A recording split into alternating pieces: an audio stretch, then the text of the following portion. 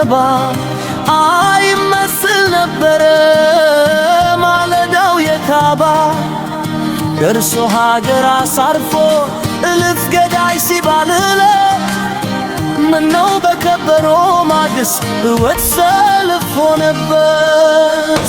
እኔም ፈልገው ጉዳዬ እንዲሰራ እርሱም ፈልገው እኔን እንዲሰራ እኔ የሚታየኝ የቅርብ እርሱ የሚያየኝ የዘላለም ነው።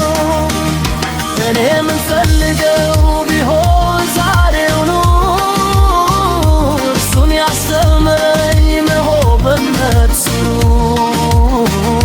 እኔ የምጠይቀው ስለዚች ምድር እርሱን ያዘጋጀኝ ለሰማይ